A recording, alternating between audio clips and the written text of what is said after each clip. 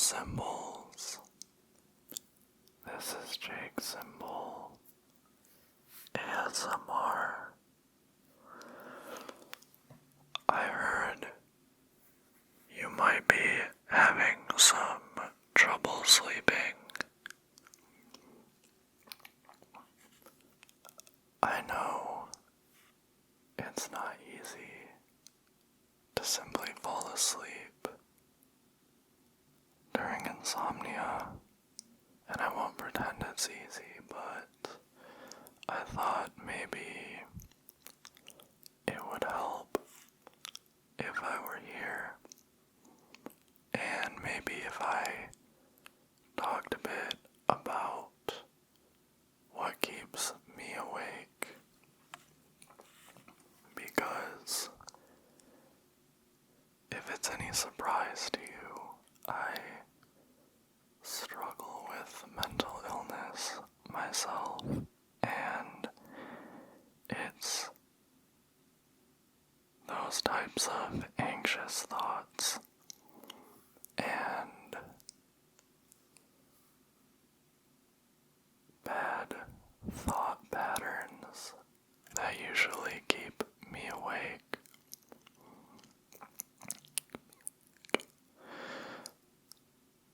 And I have been thinking about this for the past couple weeks, as I have kind of gone through somewhat of an episode. Nothing serious, but I have trouble sleeping a lot, and it is usually from overthinking or ruminating, having something on my mind that is seriously stressful that I cannot stop thinking about. And I have all these insane worries that I develop. I worry that people are abandoning me. I become more or less paranoid, and I really had sort of a breakthrough, I suppose, some kind of revelation about it these past 2 weeks, and I feel so much more in control and so much healthier now that I've started to identify these thoughts. So I do remember a few more serious episodes in my past where I simply would not fall asleep, and I think back on the thoughts I was having, and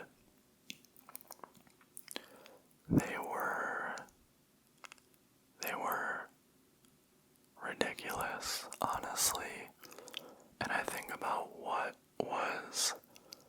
I was sort of fixated on, and I look back and I realize that that doesn't matter to me anymore, and that I had a very strange, idealistic vision of something that I felt like was being taken away from me, or a strange paranoia that I look back and I think there's no way that was happening then. But I was so afraid of it happening that I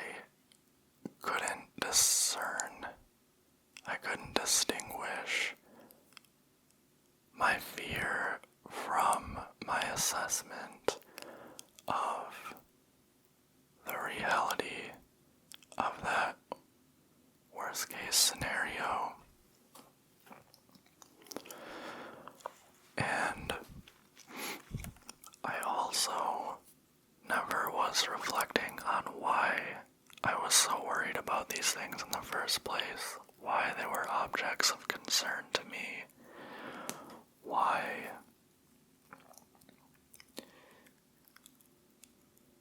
I was even thinking about this in the first place.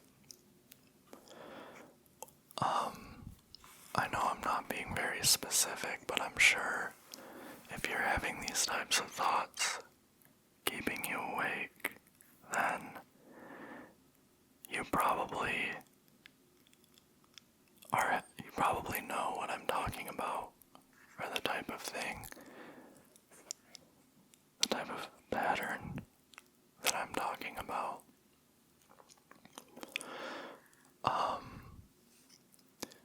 So 2 weeks ago, I was having a meeting with my best friend to work on this project we're doing together, which I'm really excited to tell you about several months in the future when some of it materializes. But after the meeting, I brought something up regarding how poorly I'd been doing the previous few days, and I was talking specifically about something very messed up that happened to me last year, and I brought up how I had spoken to an expert. It's a long story, but I spoke to a therapeutic expert in what happened to me, and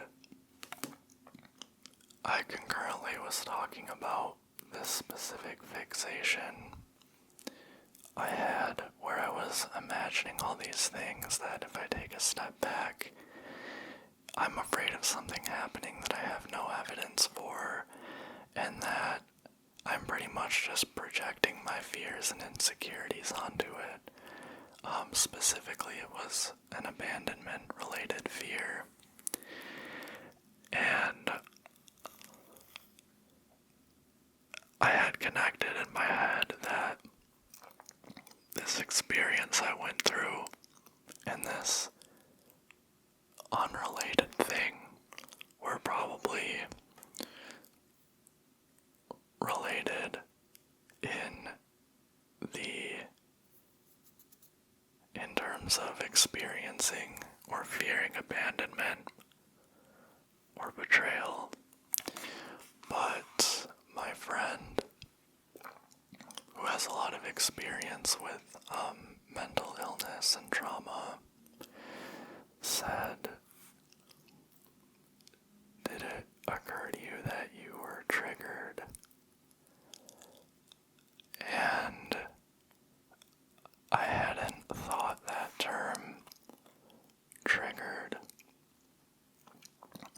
I have known what a trigger is. Obviously, for years, it became very big in the public discourse in a very unfortunate way, where everyone was kind of vulgarizing and minimizing the concept of a trigger. But of course, I do have trauma and just repeated negative experiences with what I was fearing, and then the specific thing that I went through last year. And I hadn't even realized that this was what being triggered is. That I didn't start having this fear because I had really good evidence that what I was fearing might be the case. That it had been triggered in the experience I had last year, I think, felt like one of my worst fears coming true. And that fear was based in previous traumas and negative patterns in my life. And this slump I was going through, this fixation, these constant anxious thoughts, this overthinking, dwelling on tiny things that happen throughout my day and analyzing them and trying to think of every possible implication and meaning, that this few weeks of this cycle of thinking had been triggered. It's very unfortunate that I didn't know, and that most people don't know, that trigger does not just refer to the immediate experience that happens in a person with, say, PTSD, where they relive the experience or have intense anxiety or a panic attack. Of course, that is extremely serious, and it kind of pisses me off how trigger became a joke. The past few years, a trigger can also start weeks-long episodes or periods of poor mental health. And before I even had this revelation of it being a trigger, I was thinking to myself, like, I am sick. Like, I don't know what else to say about this. Like, I was feeling so trapped. I felt like I had an inflammation of the mind, you know? And these aren't exact direct comparisons, and I believe that people with certain physical disabilities, I would say I don't want to compare my mental health to their disability that I've never experienced, but I was just thinking about how I have a few friends with Crohn's disease, and they will have flare-ups, they'll have very negative periods, or they'll, and it just really sucks to see them that way. It's really awful, and it is kind of it's worse at times, and it's better at times. And I was thinking that, like, it is true that mental illness is a full body thing, but that the revelation I had when my friend said I was triggered was that the thoughts themselves are mentally ill thoughts. That's not to say that there's not content, that they're not following a rational pattern. It doesn't have to be like irrational or non-goal oriented or anything to be, I guess, a mentally ill thought. I guess what I want to say is that my thoughts themselves were affected by the mental illness, by this inflammation of the mind I was having. And I've been told before, don't believe everything you think. Not everything you think is valid. But and I've had serious panic disorder at one point during a very stressful period in my life. And yeah, the body, obviously, the way the body is affected by mental illness, like, that was like, my heart was always racing or palpitating for no reason, even when I wasn't consciously worried about anything. It was like, my body went rogue on me. And when I had that anxiety, like that panic disorder, that intense period of anxiety, the biggest relief was learning I'm not having a heart attack. I don't have heart issues. I'm not psychotic. I don't have serious gastrointestinal issues. I have anxiety. And that was a huge revelation to me, that your conscious thoughts and your bodily reactions, there's not always a direct link. You can't always just think, oh, I'm feeling this way, or my body is doing this because I think this, or because this is true. So I knew that my heart racing and all this, it didn't make sense, because that's not exactly how things work. Your body and your mind are one. The term mind is used to describe certain functions, certain systems, but what I only just recently came to realize, I've always felt like my feelings, like my body and I don't control the feelings. And I have realized before that sometimes you'll be feeling something and you'll have a thought, and the thought is kind of rationalizing the feeling rather than the feeling coming from the veracity of the thought. And that's something that has really helped me deal with my anger, especially when I start thinking accusatory things about people, or getting angry or resentful at people. You know, when I feel the anger, I feel the heart beating and the flushing and all that negative stuff that comes with anger. I'm having these thoughts, and then I pay attention and I realize that those thoughts aren't,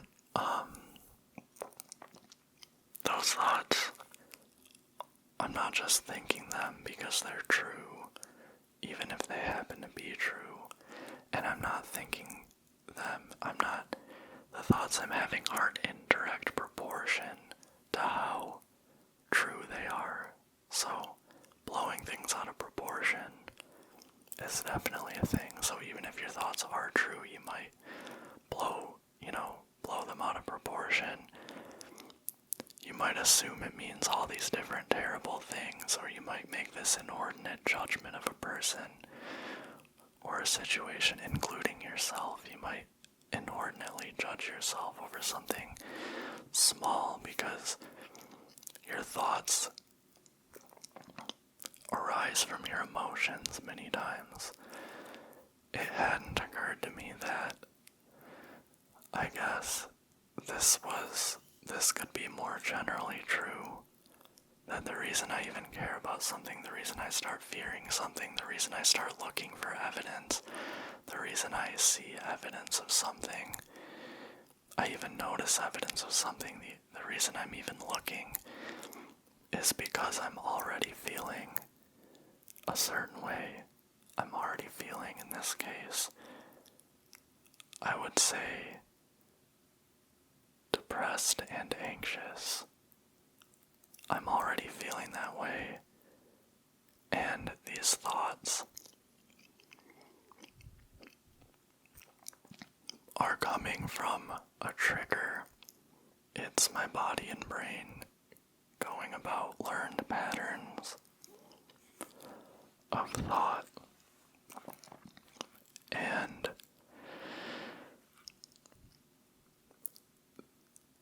that was helpful to realize because I was seeing so much evidence, and I was seeing this kind of worst case scenario that I thought was not necessarily that I thought was true, but I thought was within the realm of possibility, and I saw evidence for it, and I thought I'm gonna have to brace myself, and I think my body was in the mood. I'm, gonna brace myself for something bad happening to me. And like I said, it was within the realm of possibility, and that meant that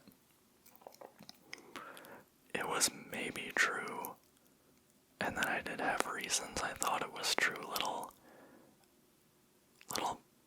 pieces of reality, true things, but it kept me awake, and it really drained my energy throughout the day. It made me do poorly at work. It made me unmotivated to do any of the things I'm passionate about, including ASMR, which is why I've not delivered on a lot of the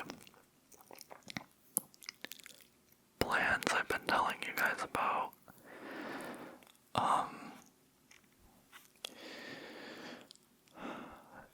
Yeah, so I guess the takeaway for you might be that there's a lot more to these thoughts than the content of the thoughts.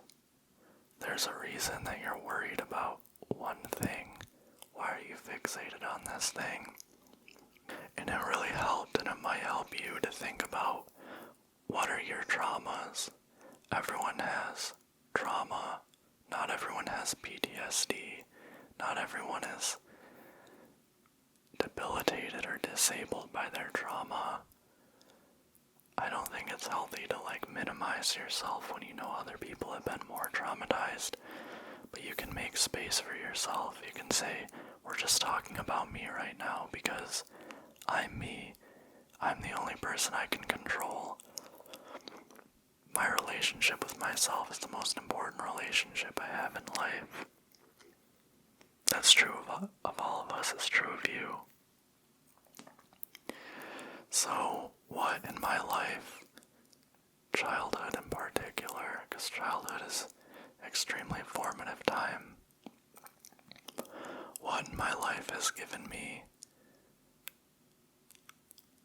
these patterns of things that I'm worried about? So in my case it was betrayal or abandonment, and I'm always worried about those types of things. And I know why. I'm not going to be too specific about anything, but I'm like, it makes perfect sense why. And the thing that I know it's not easy. I know one reason it's not easy to just snap your fingers and make these thoughts go away is that sometimes your fears do come true. The worst thing someone can do for me to try to help me feel better is to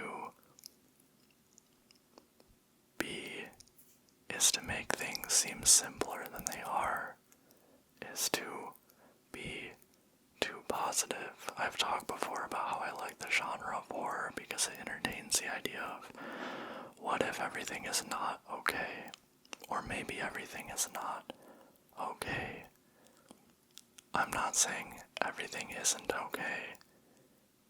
I think that based on statistics, experience, my experience, many people's experience, things will be okay, and that's the point. It's not going to be as bad as you think. So sometimes your fears do come true. Like last year, I think one of my fears came true, and besides a fear coming true, I was also just emotionally exhausted, and I went through a months-long, very negative experience and all sorts of bad things. So that in itself was, to a degree, traumatizing. I get angry about it. I get angry about it every day.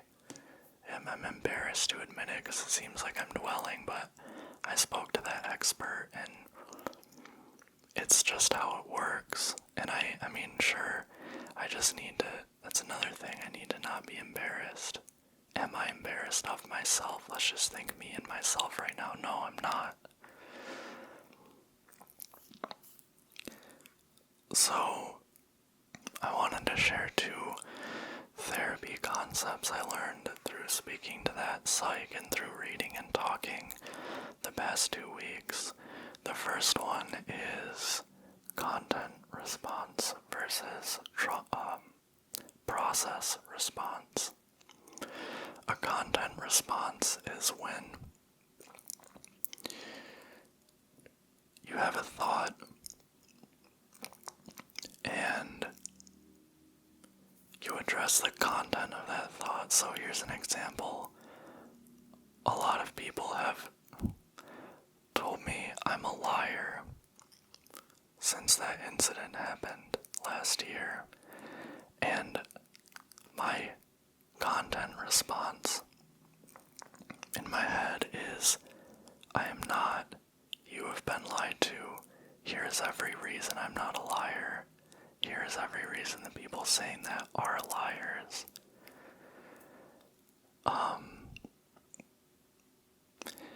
That's the content response. That's me addressing the content of that accusation, of that, words. The process response is, don't address the content. Observe your own reaction. I'm angry. I can feel the anger.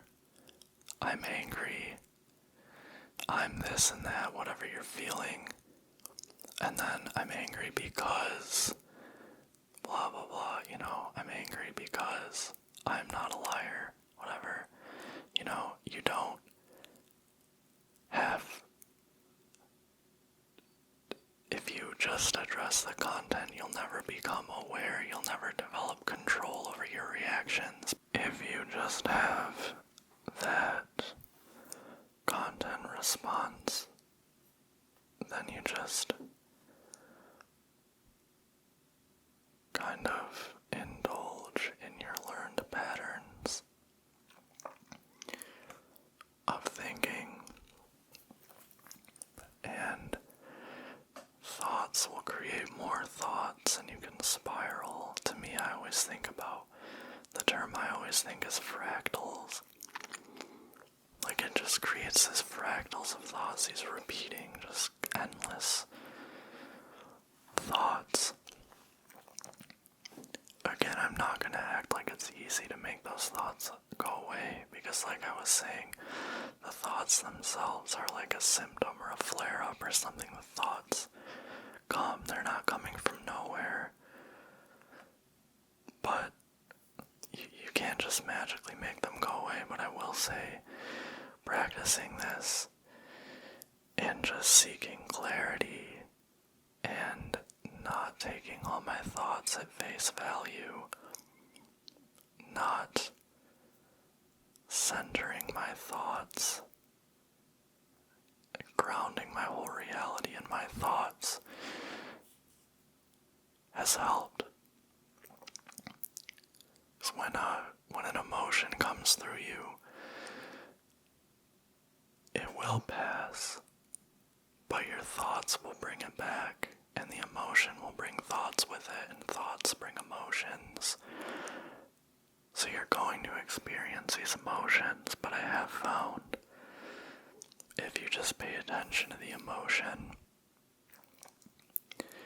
if you even just recognizing this might be faulty thinking that I'm so absorbed in the moment, I'm so absorbed in these emotions that I don't realize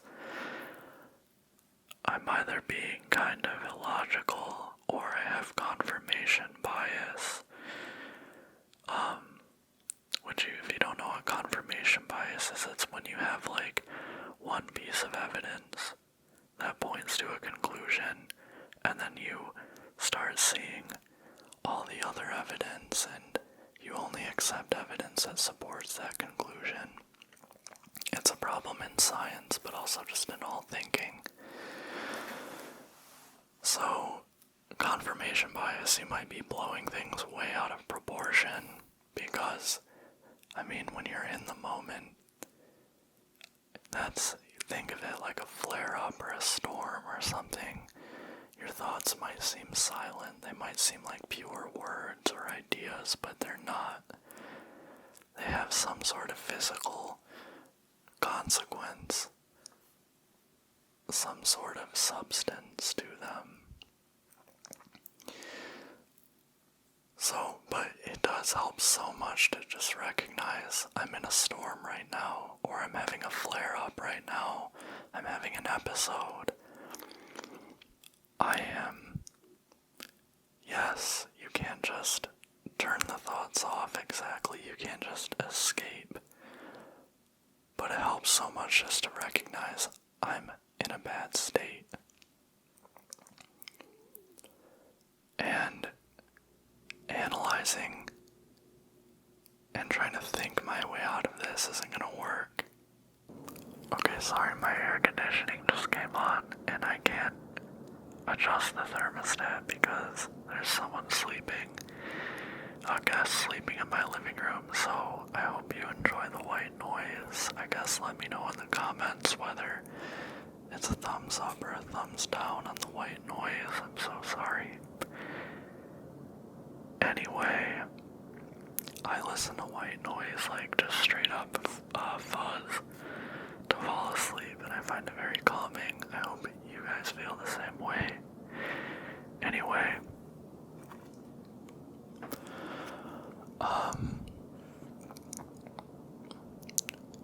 yeah, and then the other really helpful concept I learned, I mean, I'd known of this concept before, but it's called overthinking. And I had just thought it meant like, you think too much, you analyze too much. And I've always been someone who worries that people are trying to tell me not to think for myself when they say that, but that's not what it means. I talked to my cousin,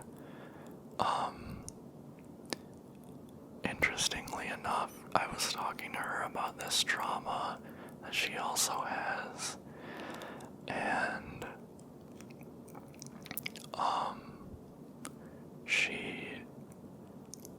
it was so interesting because I had connected based on my best friend saying the triggered thing. I'd connected that. I wanted to see, do you have these same types of thoughts and fears I have, in situations that are seemingly unrelated? And she was like, yeah, it sounds like you have anxiety. If I do, it's not the anxiety I've had before, but it is. I guess it's definitely something you will have with anxiety.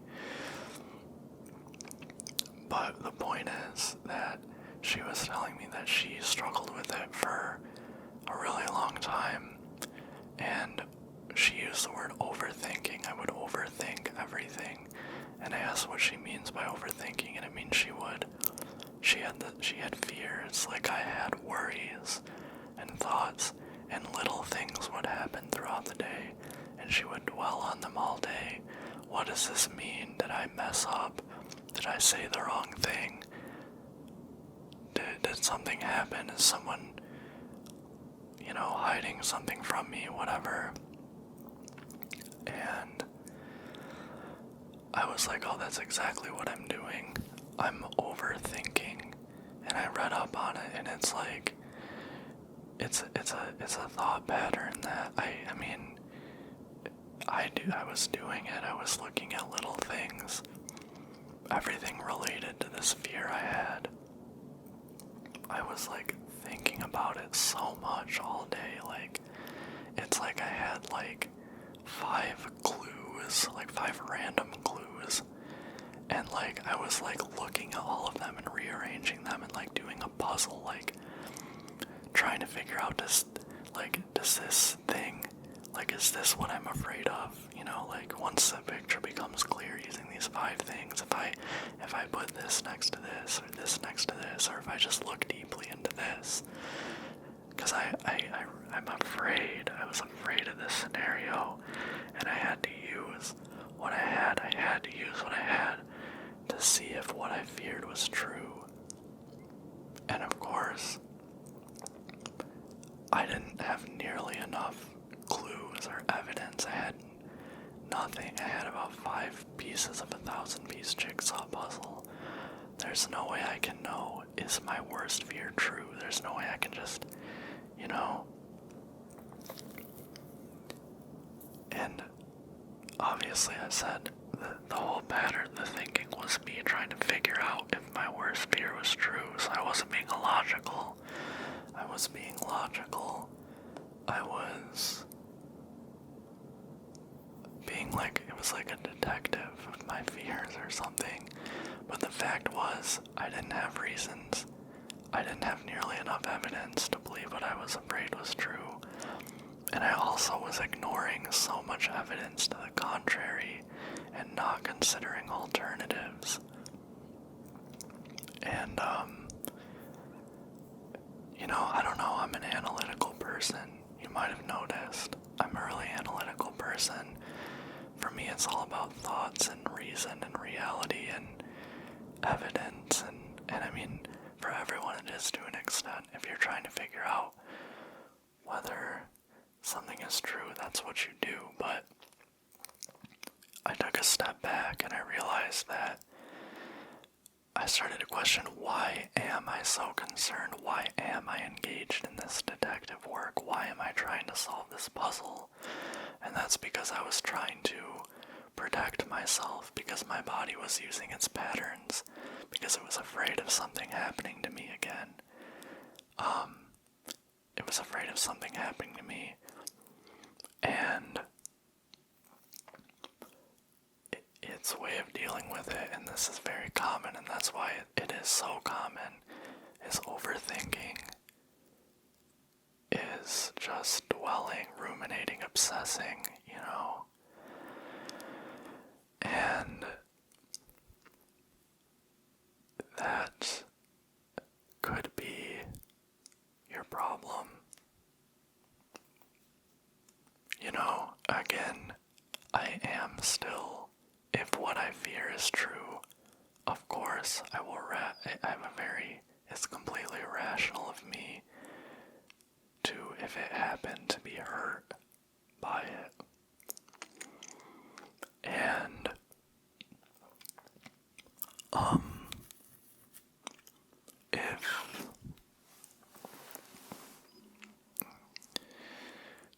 but my thinking won't change it, and also, it could be, there is a term, self-fulfilling prophecy, which is that, in psychology, like, you're so afraid of something happening, and this happens with, like, interpersonal relationships, and luckily, I don't make it happen to me too often, but it happens with, like, interpersonal relationships where if you're worried, if you're worried of some relationship getting ruined or losing some relationship or something, not like romantic necessarily, like any type of relation you have to another person, how you react to those thoughts can actually push that person away or push people away. And so it's like you prophesized that loss and you made it happen. I don't want to sound it like a blame thing. That's, there's also just going easy on yourself and yeah. I mean, that's the funny thing is, like, self-fulfilling prophecy is the thing where you can start blaming yourself and whatever, but actually, the point is that you're probably being hard on yourself because of overthinking, because of learned thought patterns, because you're blowing things way out of proportion. And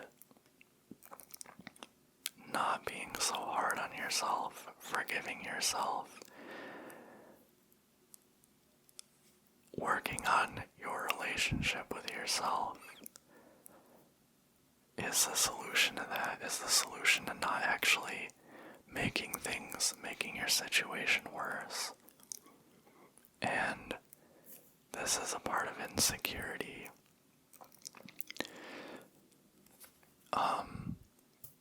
Being insecure.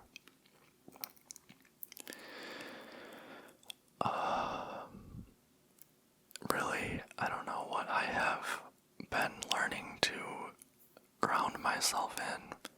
I read this on that holistic psychologist Instagram page, which a lot of people follow, and I believe it's because they have good insight. So, but your relationship with yourself is the most important relationship you have. That doesn't mean put yourself above everyone else. It doesn't mean you are more important than other people. It doesn't mean you deserve more than other people. It doesn't mean other people don't matter. It just means that within the scope of you having any relationships with anyone, your relationship with yourself has to be secure and nurtured and everything before you can even have the sort of, I'll put it this way, a lot of people seek in others what they can only get from themselves. So, if you want something from another person, if you want connection, you have very valid desires from, for your relationships with other people, but you will often seek things that you're not getting from yourself. And feel like what you want from them is the source of some fundamental security that you couldn't get, you couldn't have. So it's totally valid to want to to want to foster these things with your friends, to want to, date someone, maybe fall in love, to want to just get to know someone in any way. But you can develop this feeling that if I don't have, what am I worth if no one, thinks I'm worthy of being friends or falling in love or whatever. You can start having this, and that's valid. Nobody wants to be alone. Nobody wants to be lonely. But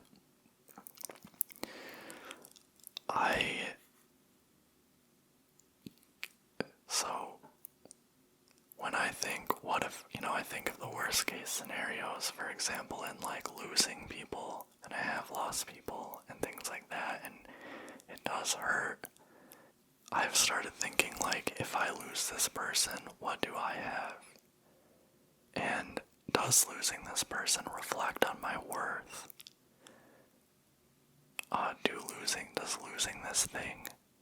Does this thing happening reflect on my worth? And you have to think,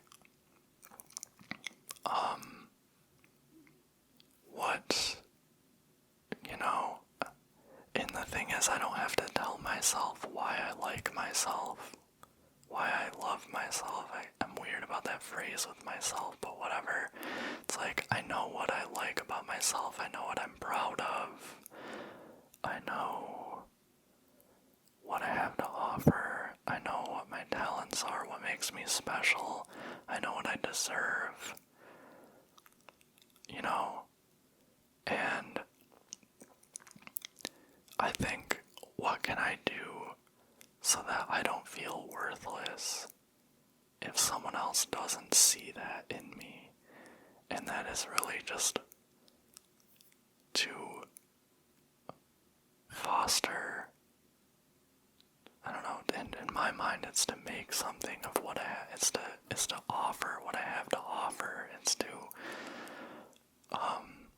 become a better me. So, for example, I'm working on comedy right now. I'm working on a sketch comedy show with my friend, and that's something I should have started doing earlier in life. I don't say that to be hard on myself. I say that because I have this talent that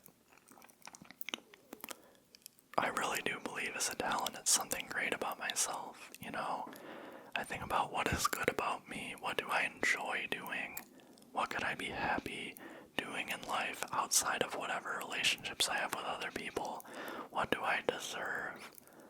I believe what do I deserve is something that anyone in any situation can ask and tell themselves.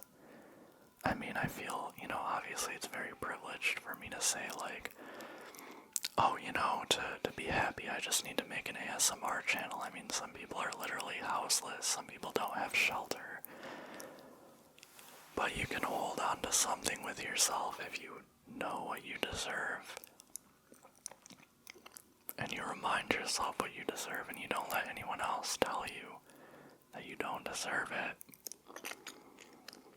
So I hope I'm painting a clear enough picture, which is that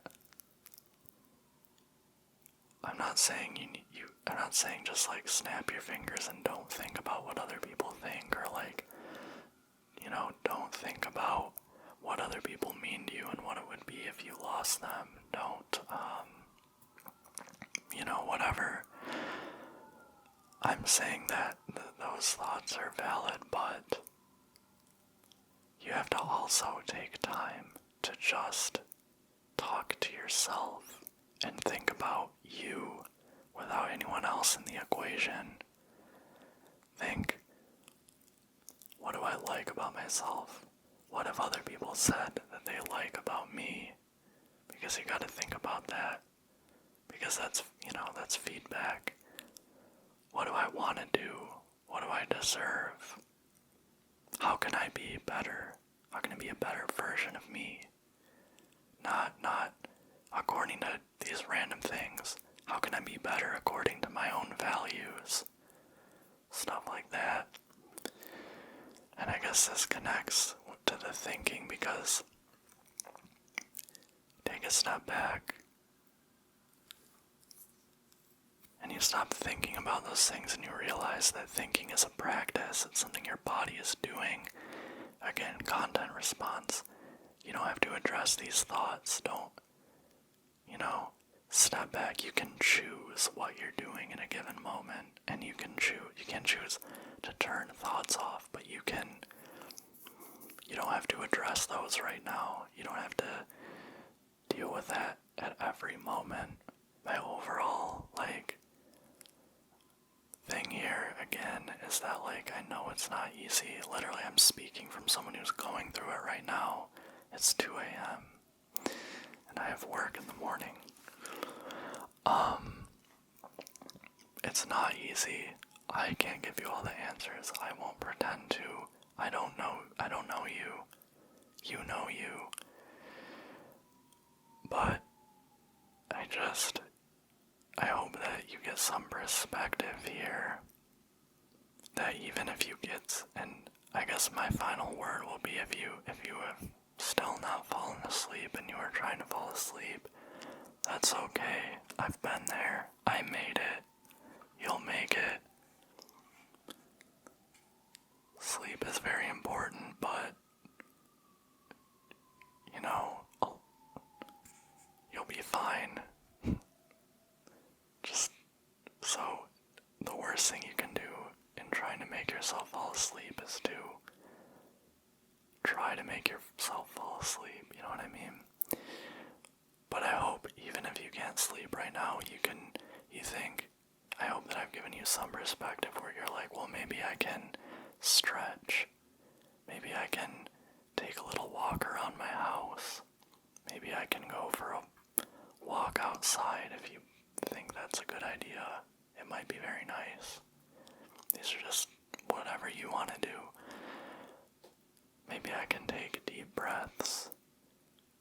But you can't fix everything in an instant. You can't think your way out of these thoughts. So now is a good time, if you haven't fallen asleep, to just start practicing this self-awareness, this process response, this relationship with yourself. You can't fix everything at once. You can't make it all go away. Just step by step. If you're depressed, even the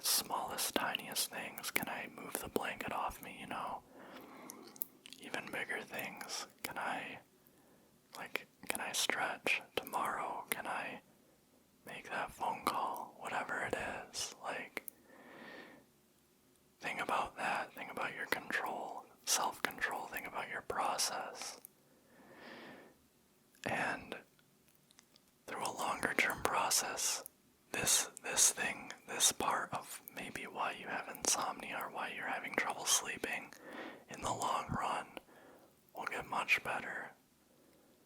So, I just sat down to make this. I didn't know what I was doing. I had to make a video, and this was on my mind, and it was from the heart, so I hope you enjoyed this. And look forward to another video next week. Thanks so much for watching. Thanks for watching my videos, and for everyone who likes all my subscribers. You know, I always love to talk in the comments about these things.